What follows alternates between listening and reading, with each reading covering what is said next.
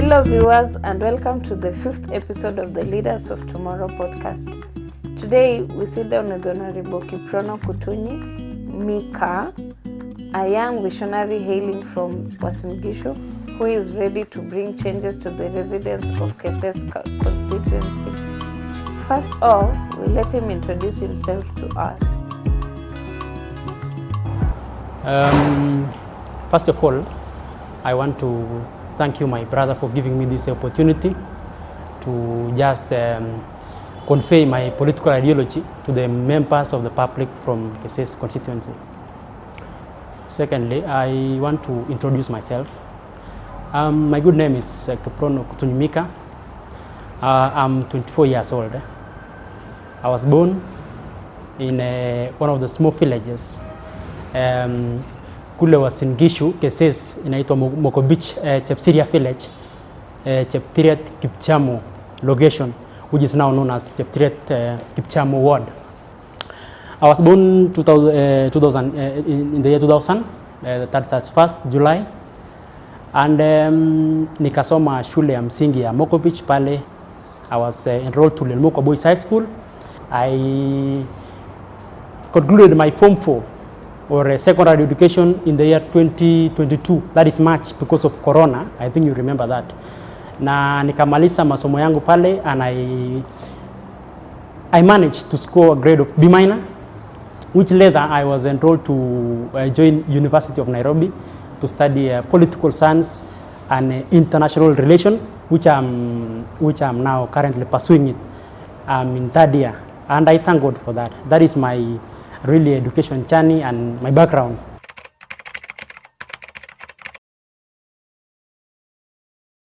In terms of leadership, penye mimi nimeongoza, let me just start with the recent one.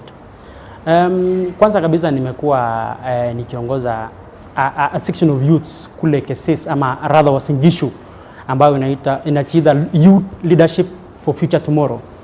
Na mimi pale I'm acting as a secretary general for the group.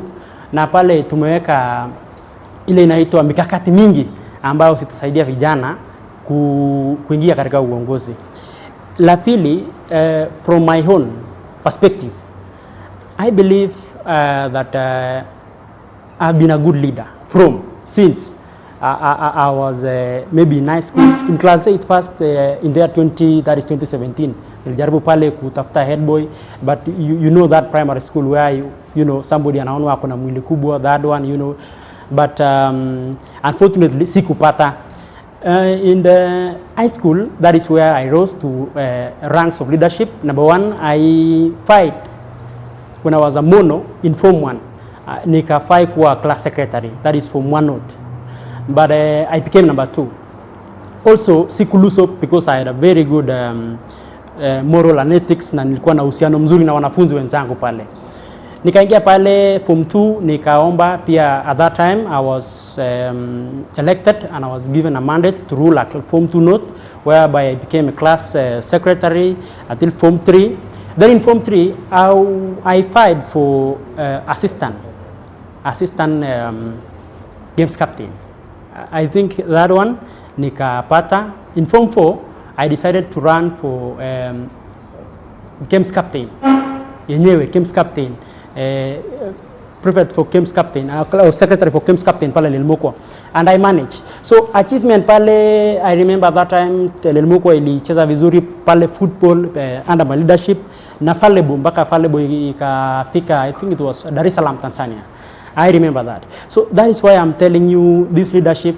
I have passion for it, I'm vision for it, and I believe I can do, you know, many things, you know, when given that mantle to lead as a student and maybe a future leader in this country.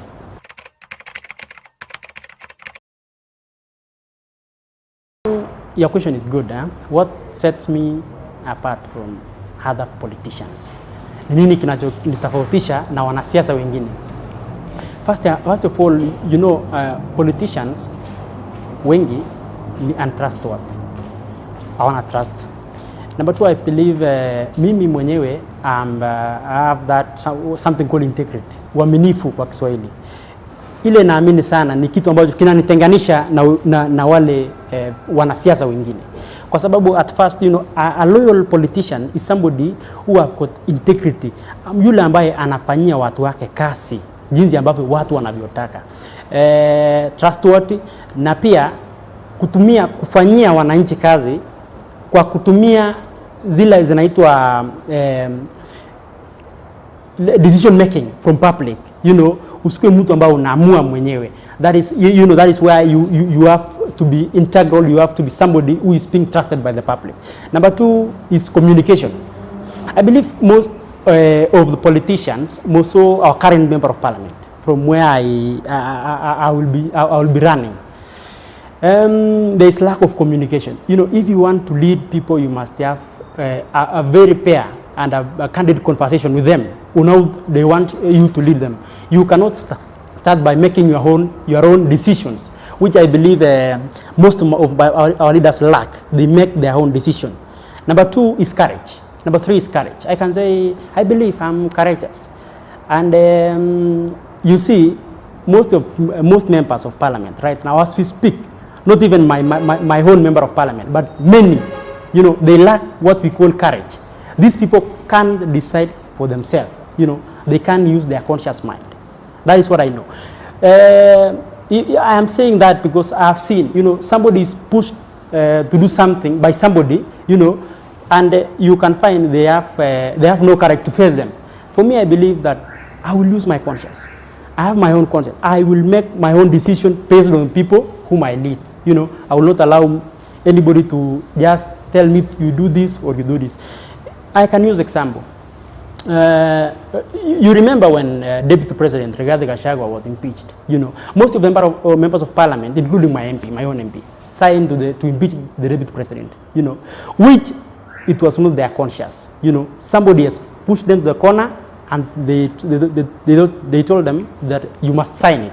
Of which naamini kuwa si uongozi wale ambao wewe mwenyewe umeamua. That is what set me apart. Another thing that set me apart from them is this thing of making decision, rushing, without informing public. Number 1, you know about finance bill. Sindio? Kule finance bill, kila mtu alikuwa anapinga. Imagine everybody was against finance bill. But most of the members of parliament that we have, including my member of parliament, my own member of parliament, akawa anapitisha kwa sababu yule always make your own decision based on your people. So I believe that those are major things that set me, different from the other politicians. Yeah. At Manifesto Watch, we have created a platform where Kenyans can easily access their leaders' manifestos. To view Honorable Kutuny's manifesto, kindly visit the Uasin Gishu page on our website today.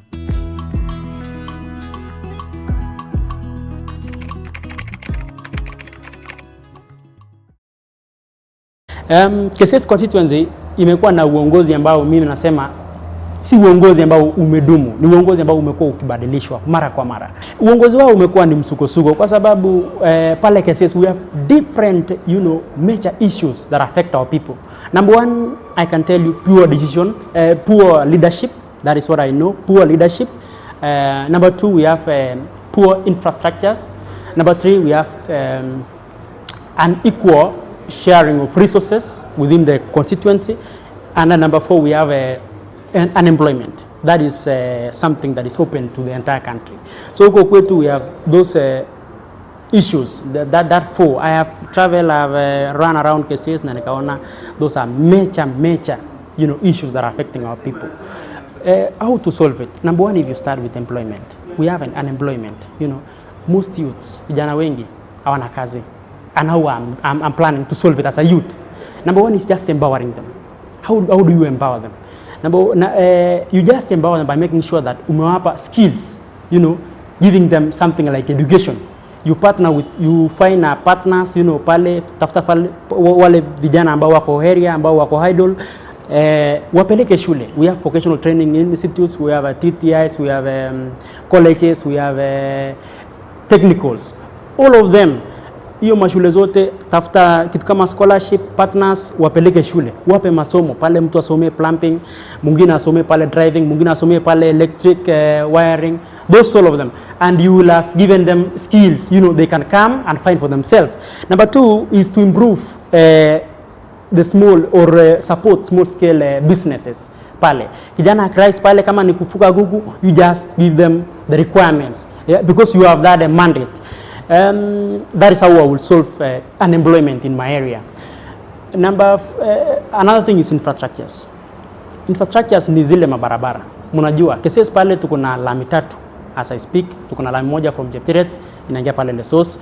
Tuko na lami moja from Moi University inaingia kule Toulon, na tuko na lami moja inaanza pale Ngeria inaenda Mokojoret, then inaenda Plateau na inaenda pale Losirwa pale, not Losirwa but Naiberi. So poor infrastructure, mabarabara ni mbaya. Na hivi kama mabarabara ni mbaya means wakulima wetu wanaumia. Wale ambao wanataka kusafirisha bidhaa, everything wanaumia. Roads are in pathetic ways, but I will ensure that barabara zinajengwa kama hapa Kiambu pale Kiaru, kila mahali, kwa sababu tuko na ile inaitwa equal sharing of resources. Number 2, electricity. Pale kwetu kuna watu hawajui stima, na tuko karibu na town, watu hawakunywi maji. Those are some of challenges that people are going through in Kesses, because I have run around, na nimetembea, nimefanya research pale. So what I will just do is just make sure that people are connected with electricity, people are connected with water, hospitali zinachengwa, at least mashule pale zinachengwa, my high school, primary schools sikuwa in a good state, wanafunzi wasome. Another challenge nilikuwa nimesema ni poor leadership. Poor leadership ndio imekuwa ikichanganya sana watu wa Kesses pale. People are being for the in because of something, watu wasikuje wapigie kura kwa sababu wako kwa mrengo fulani. Hiyo ndio imeaffect Kesses. Tukisema tupige suit sasa ndio imetuchoma, kwa sababu sasa suit choto hivi kubwa. Mimi ningependa kuambia wanangu wa Kesses, watu wangu wa Kesses, tafadhali, you just elect somebody because of political ideology.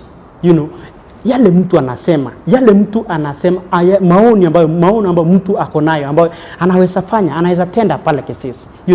You can give them a chance. You don't vote somebody because he's aligned to somebody, or someone. Let us just deal and base ourselves on issues, that are well aligned.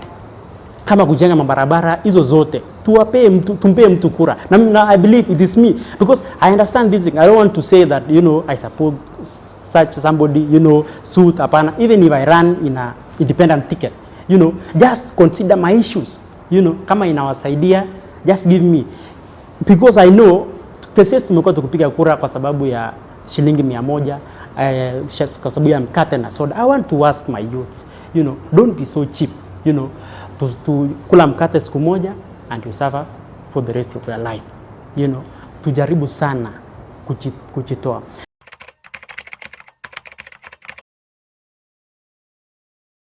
My last message, kwa watu ambao ni wa Kesses, I want to tell them and I want to bleed with them, wawe wazee, wawe wa mama, wawe vijana, tafadhali tujaribu sana kutafuta mwelekeo, viongozi ambao wanatuchali. From Rescos ward, Tuluet Juyat ward, Tarakwa ward, Cheptiret Kipchamo ward, mimi nataka niwaambie, I will present myself as a member of parliament 2027. Please, I have goodies for you, and I promise, and I want to just give them a conversation from word of mouth and using my language. Pick up Kesses, pick up ka. Kongete ulimba Tarakwa, kongete ako ulimba Tuluet Juyat ward, ulimba Cheptiret Kipchamo, Plateau, ulimba Saroyot, nin tukul nin amechale jagleje. Kakoit kasarta niguwala kandoinatetab Kesses. Kesses kemokyinige chito neingen tuguk chemi Kesses. Kimokyinige kijanayat nengatip, kijanayat netogoloboti. Ameche asomak biikab Kesses, ango chepyosok, ango boisiek, ango neranchu, ongenamge eun ongewal korenyo kolilda anginyo korat kou oratinwek chu mi koroni inyo iwe olipa Kiambu inyoru oret lamit netom ketiech kalya Kesses nemakitinye lamit kalya Kesses asimakiye beek ngomi kemeut kekase kemeut kongete tuga kongete ingwek kongete eng imbar biikab Kesses ameche asomok sana ko vijana wenzangu ameche ketoretkei ameche keigu biik chekakiro tai ongiro the future of tomorrow ameche keigu biik chekingen kele kimokchinigei ne ango sukul ango ngalekab barabaroshek ango ne kecheng chito neingen neielewani ak nenoe kole kichoptoi Kesses ongen ale safarini koui lakini ameche amwok biikab Kesses ale kwachero konemugei ak angen ale ot supporteno biik tugul ameche ketoretkei. That is my message to the people of Kesses. I love you all and I believe that you will support me when time comes, when I present myself. Thank you and God bless you.